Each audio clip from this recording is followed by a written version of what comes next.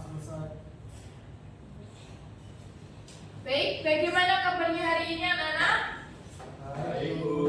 Loh, kok pada nggak semangat gini sih? Kenapa mas apa belum sarapan?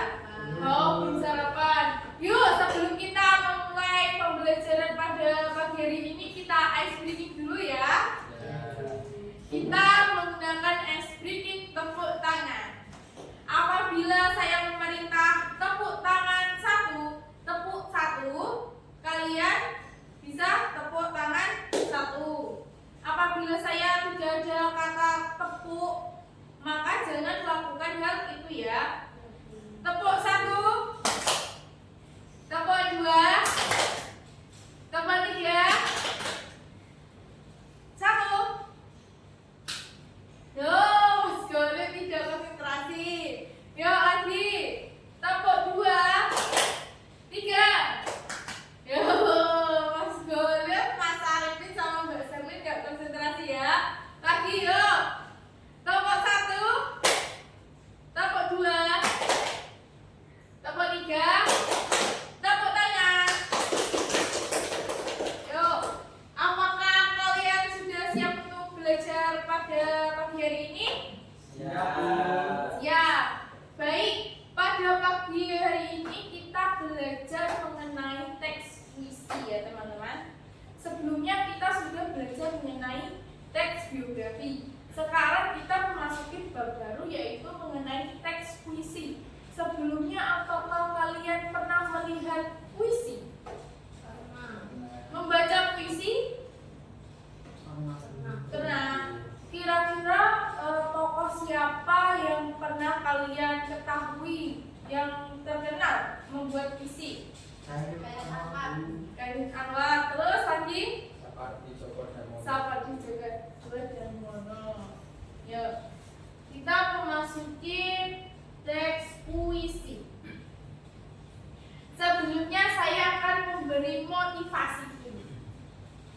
Motivasi pagi hari ini yaitu bersyukurlah ketika merasa lelah, tidak semua orang bisa sekuat kamu.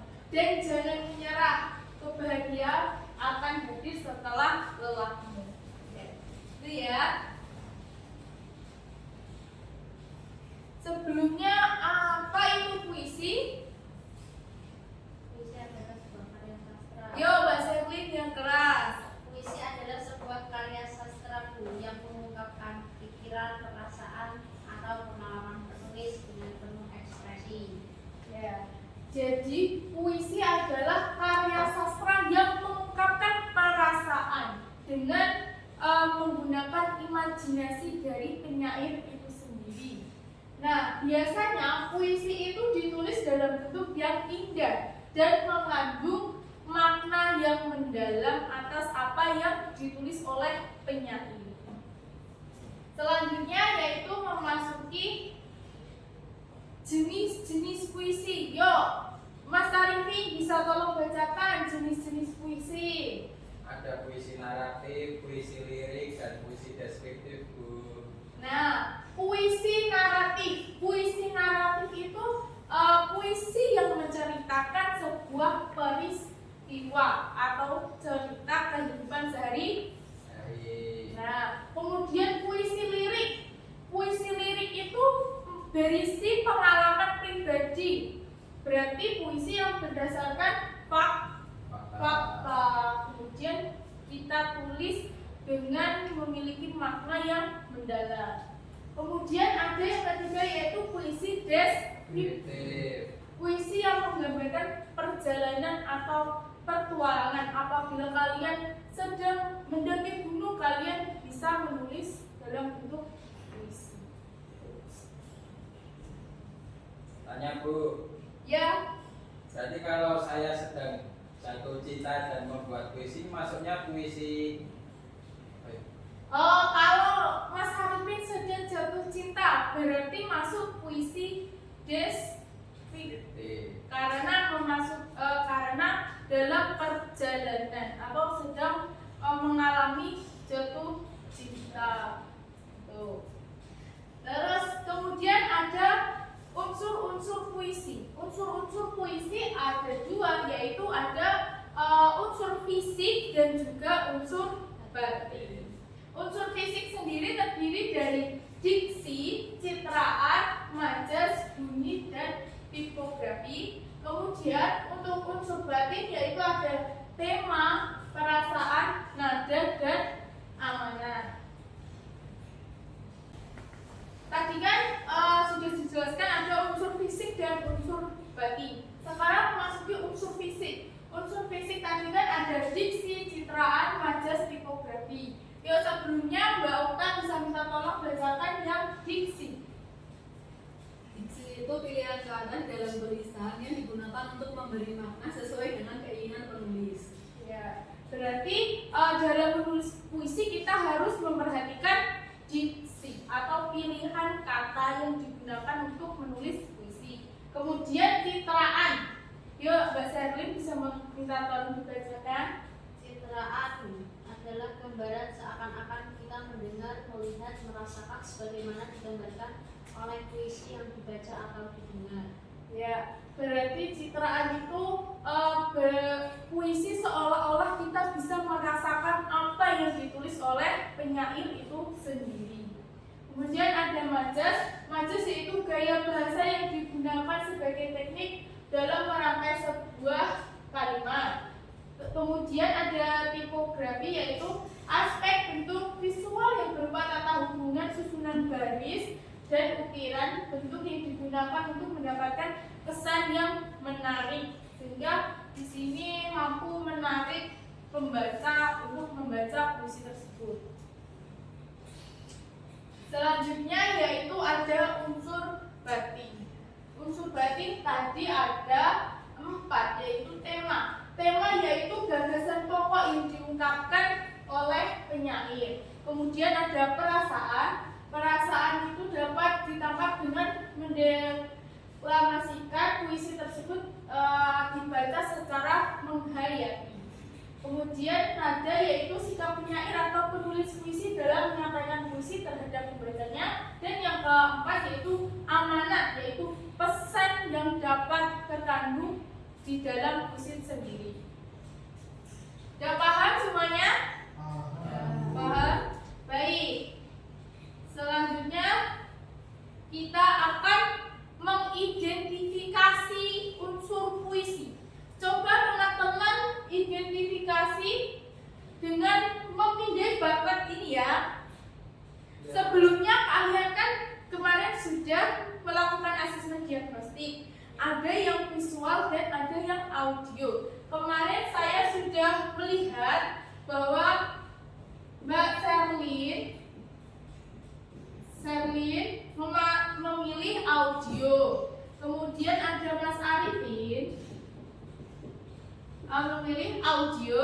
Kemudian ada Mbak Okta memilih visual. Kemudian ada Mas Golib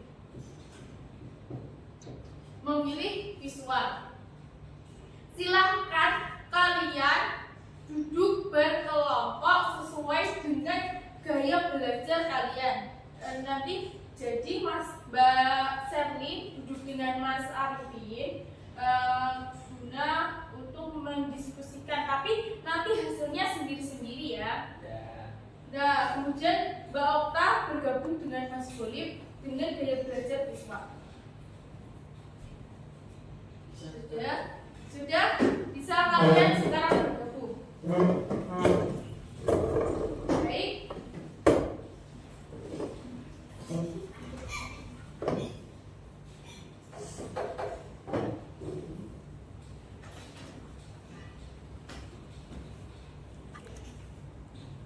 Yuk, kalian sudah bergabung dengan kelompok kalian masing-masing ya? Sudah. Baik, saya share dulu untuk link pengumpulan tugas, yaitu mengidentifikasi. Oke, sudah saya share ya? Sudah ya, anak-anak? Sudah. Yuk, gini. Jadi nanti kalian mengisikan ini lembar kerja peserta didik, yaitu dengan memperhatikan petunjuk dimana melihat video pembacaan puisi dengan berjudul Perihal Waktu, yaitu dengan men-scan barcode tadi ya. Sudah di-scan kan? Sudah. Nanti kerjakan dengan menentukan unsur-unsur kebahasaan teks puisi tersebut, kemudian tulis hasil pekerjaan dalam sebuah lembaran yang telah tersedia, yaitu dalam Google Doc. Kemudian presentasikan hasil kerja di depan kelas ya. Baik, kalian bisa memulai untuk mengerjakan ini dari sekarang.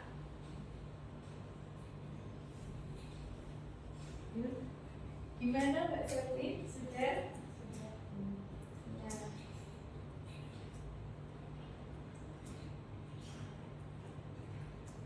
Nah, ini tadi Mbak Selvi audio ya. Yuk Mas Godin, sudah? Proses puisi. Iya. Ada yang ingin ditanyakan? Ya. Baik.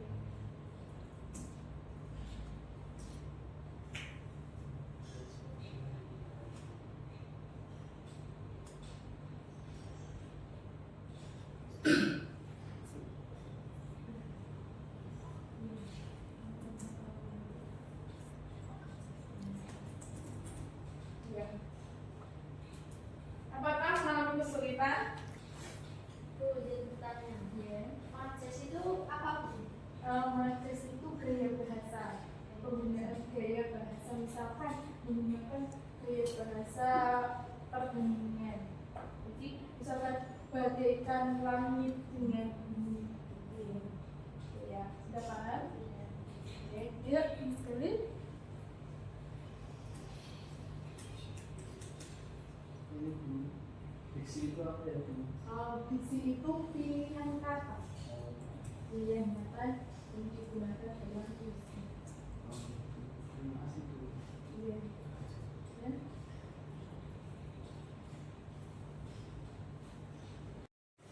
Baik, apakah sudah selesai, anak? Ya Bu. Sudah. Yuk, bisa minta tolong salah satu kelompok dari ini mempresentasikan di depan. Yuk.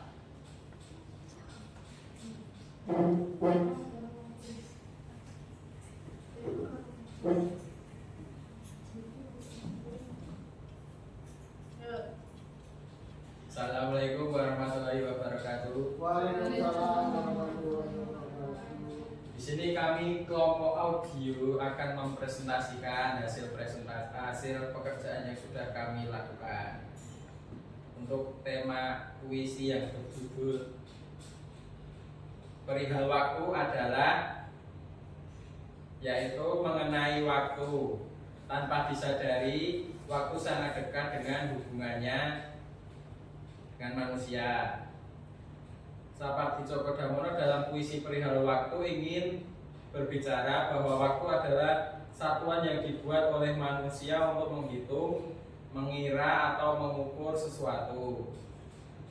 Saya akan melanjutkan. Waktu yang diciptakan manusia menyebabkan manusia membuat sebuah pencapaian dalam hidupnya yang terkadang membuat manusia diatur oleh waktu. Ya, baik. Beri tepuk tangan untuk kelompok audio yang langsung presentasi. Yuk, sekalian kalian bisa duduk kembali. Ya, Terima kasih. Ya, terima kasih.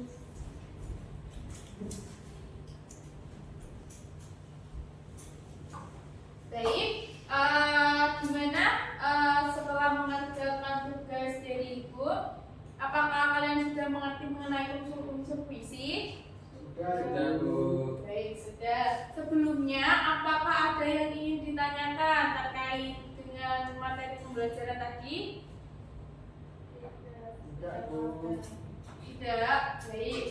Baik, untuk pertemuan selanjutnya kita akan belajar menulis puisi. Jadi kita akan memproduksi puisi. Karena kita sudah mengidentifikasi, nanti untuk pertemuan selanjutnya kita akan menulis puisi. Baik, mungkin cukup untuk pembelajaran pada pagi hari ini. Sekian dari Ibu, semoga bermanfaat. Tetap semangat. Wassalamualaikum